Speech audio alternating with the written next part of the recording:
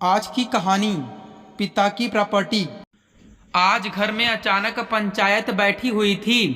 हाँ, इसे पंचायत ही कहेंगे क्योंकि काफ़ी समय से इस घर ने खामोशी का आवरण ओढ़ा हुआ था। जब तक इस घर की मालकिन दामिनी जी जिंदा थी तब तक थोड़ी बहुत हलचल तो नजर आती थी, लेकिन 2 महीने पहले उनके गुजर जाने के बाद से इस घर में खामोशी ही खामोशी थी। घर में अब सिर्फ 70 साल के बुजुर्ग जनक जी ही बचे हुए थे, पर अब अपनी पत्नी के जाने के बाद वो भी काफ़ी कमज़ोर हो चुके थे, बीमार रहने लगे थे। अब उन्हें भी देखभाल की ज़रूरत थी। इतना काम खुद से तो होता नहीं था। बस इसलिए उन्होंने निर्णय ले लिया कि मकान को ट्रस्ट के नाम कर देंगे। बस जैसे ही ये खबर उनके बेटे बहू को मिली, आज सब लोग यहाँ जमा हो गए।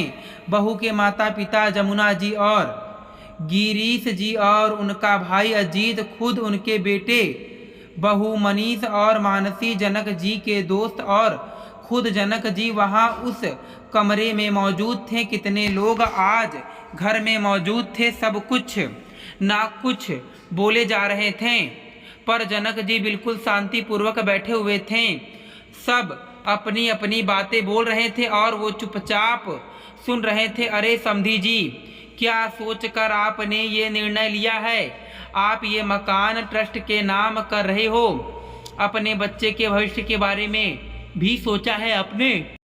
अचानक बहू की माँ जमुना जी बोली। हाँ समधी जी, सोचने की बात है। आपके बेटे बहू हैं, आपका पूरा परिवार अभी मौजूद है और आप मकान ट्रस्ट के नाम कर रहे हो। माता पिता की प्रॉपर्टी पर तो बच्चों का अधिकार होता है। बहू के पिता गिरीश जी भी बोले, पापा हम आखिर आपके बच्चे हैं, आप हमें यूं अलग थलग नहीं कर सकते हो। आपके बाद ये प्रॉपर्टी हमारी ही है। मनीष ने कहा, पापा जी आप सोच कर तो देखिए, हम किराए के मकान में रहते हैं जबकि हमारा अपना मकान मौजूद है। कितना बुरा लगता होगा हमें। हम तो सोच कर बैठे थे कि ये सब हमारा ही है, पर आपने तो कुछ और ही निर्णय ले लिया। पर आप ये मत सोचिएगा कि हम आपको ये सब करने देंगे। बहू मानसी बोली, हम तो आपके इस निर्णय को मानने से इनकार करते हैं। एक बार बाबूजी फिर से सोच कर देखिए। मानसी के भाई अजीत ने भी कहा। जितने मुँह थे उतनी ही बातें हो रही थी, पर जनक जी तो सिर्फ अपनी पत्नी की तस्वीर को एक टक निहार रहे थे। कितनी मेहनत और प्यार से संयोजा था उन्होंने इस घर को। दोनों पति पत्नी ने मिलकर एक एक पैसे बचाकर इस मकान को खड़ा किया था। कोई आलीशान मकान नहीं था, लेकिन इतना था कि जो उनके परिवार के लिए काफ़ी था। घर में ले देकर वो 3 लोग ही थे, जनक जी, दामिनी जी और उनका बेटा मनीष। मनीष पढ़ लिख कर नौकरी पर लग गया तो देखभाल कर मानसी से उसकी शादी करवा दी गई। लेकिन मानसी ने कभी इस घर को अपना नहीं माना। वह अपने में ही रहना पसंद करती थी, वो और उसका पति। इसके अलावा उसे कभी किसी से कोई लेना देना नहीं था। उसे घर के काम करना बिल्कुल ही पसंद नहीं था। कई बार तो वो इस बात को लेकर दामिनी जी से उलझ ही पड़ती।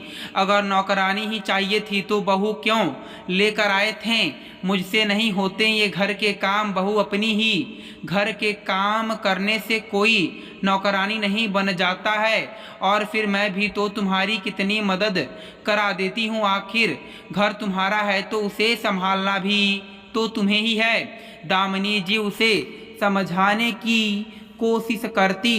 तो क्या हो गया मम्मी जी, क्या मेरी शादी से पहले आप घर का काम नहीं करती थी? फिर अचानक बहू के आते ही क्या हो गया? मुझे समझ में नहीं आता कि बहू के आते ही सास अचानक बूढ़ी कैसे हो जाती हैं। बस ससुराल वालों की इसी सोच के कारण आजकल की लड़कियां शादी नहीं करना चाहती। मानसी 2 टुक जवाब देकर वहां से चली जाती है। दामिनी जी इस बारे में मनीष से बात करती तो मनीष का भी यही जवाब होता। मम्मी मेरी शादी से पहले भी तो आप करती थी ना, अब क्या हो गया? बस आप जैसी सास बहुओं को बेटी नहीं मानती, इसी कारण से सारी दिक्कत होती है। उसका जवाब सुनकर दामिनी जी चुप हो गईं। उन लोगों की शादी के 2 महीने बाद घर पर दामिनी जी के भाई भाभी आने वाले थे, जो कि सुबह 8 बजे तक घर पहुंच जाते। इसलिए दामिनी जी ने मानसी से रात को ही कह दिया था, बहू सुबह जल्दी उठ जाना, घर पर मेहमान आने वाले हैं, मेरी थोड़ी मदद करा देना। ये सुनकर मानसी में कोई जवाब नहीं दिया, पर वो सुबह जल्दी उठी भी नहीं।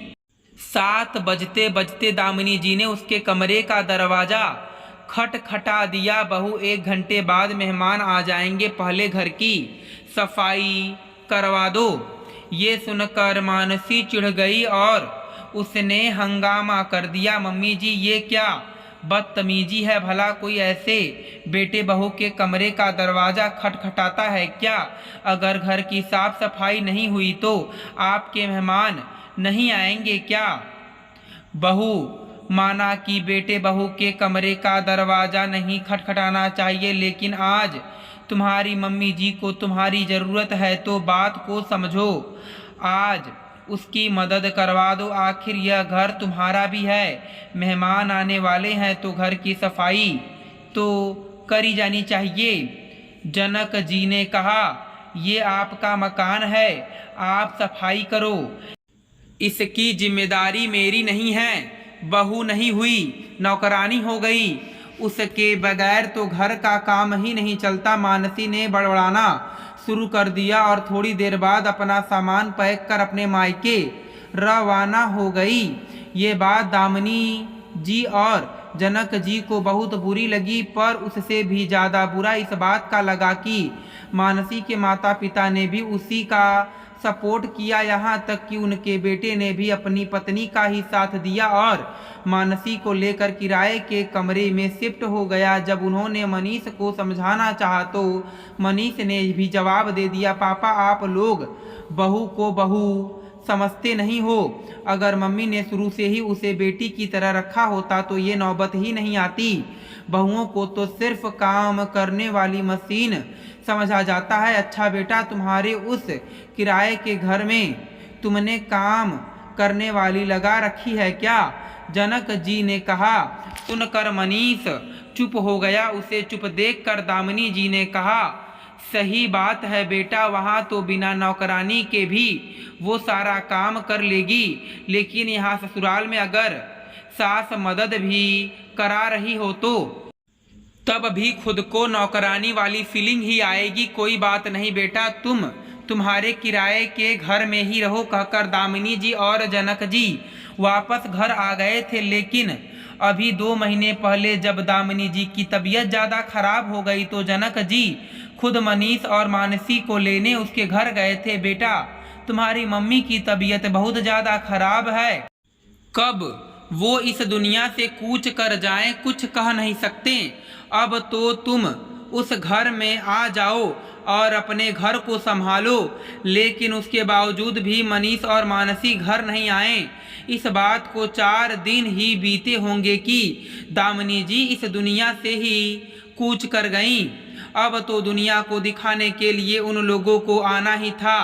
बस तब से वो लोग यहाँ आते जाते रहते थे। लेकिन अब जनक जी को अपने बेटे बहू पर बिल्कुल भरोसा नहीं था, इसलिए उन्होंने ये मकान ट्रस्ट के नाम करने की ठान ली, ताकि ट्रस्ट जब तक वो जिंदा है उनकी जिम्मेदारी उठा सके और उनके बाद उनके जैसे बुजुर्गों की मदद कर सके। लेकिन ये बात जैसे ही मनीष और मानसी को पता चली, उन्होंने सबको यहाँ बुला लिया, क्योंकि ये उनकी उम्मीद के विपरीत था। आखिर वो तो उम्मीद करके बैठे थे कि अब ये मकान उनका होगा। अभी सब लोग बैठकर बात कर रहे थे कि मानसी ने कहा, देखिए पापा जी, ये मकान आप किसी ट्रस्ट के नाम नहीं करोगे। आपने सोच भी कैसे लिया कि हम चुप रहेंगे? भूलिए मत, आपके बुढ़ापे का सहारा हम ही हैं। अरे वाह बहू, आज तुम इस मकान के लिए मुझसे लड़ने के लिए यहाँ तक आ गई, लेकिन किसी समय में इस मकान का काम करने में भी तुम्हें ऐसा लगता था कि हम तुम्हें नौकरानी बनाकर लाए हैं। तब तो तुमने कभी अपनी सास को चैन से भी नहीं रहने दिया। अचानक जनक जी बोले, जो काफी देर से शांत बैठे हुए थे। उनके बोलते ही उस कमरे में बिल्कुल खामोशी ही छा गई। इतनी खामोशी की यकीन नहीं हो रहा था कि उस कमरे में इस समय इतने लोग बैठे हुए थे। पर जनक जी ने बोलना जारी रखा, तुम्हारा होना नहीं होने के बराबर है। तुम लोग मेरे बुढ़ापे का सहारा क्या बनोगे, जो अपनी मरती हुई माँ के लिए तक नहीं आ पाए। बहु मकान मेरा है और मैंने निर्णय ले लिया है, अब ये मकान ट्रस्ट के नाम ही होगा। जब तक मैं जिंदा हूँ मेरी सेवा ट्रस्ट के लोग कर लेंगे, क्योंकि तुम लोगों से मुझे कोई उम्मीद नहीं है। कल को तुम कह दोगी कि हम तुम्हें केयर टेकर बनाकर लेकर आए हैं। और रही बात मकान तुम्हारे नाम होने की, तो जब सास ससुर की जिम्मेदारी तुम्हारी नहीं तो उनकी प्रॉपर्टी भी तुम्हारी नहीं। तुम्हारा हक सिर्फ तुम्हारे पति पर है, तो जब तुम्हारा पति कोई प्रॉपर्टी बनाए उस पर अपना हक जताना। समझी तुम। जनक जी ने ये बात कहकर पूरी पंचायत को वहीं खत्म कर दिया। आखिरकार मानसी के माता पिता ज़्यादा कुछ नहीं कह पाए, क्योंकि कानूनन जनक जी ही प्रॉपर्टी के अधिकारी थे। मनीष और मानसी को वापस किराए के घर में ही जाना पड़ा, जबकि जनक जी की प्रॉपर्टी ट्रस्ट के नाम हो गई। दोस्तों, मैं उम्मीद करता हूँ कि आपको यह कथा पसंद आई होगी। फिर मिलेंगे आपसे अगली कथा में। आप सभी का धन्यवाद।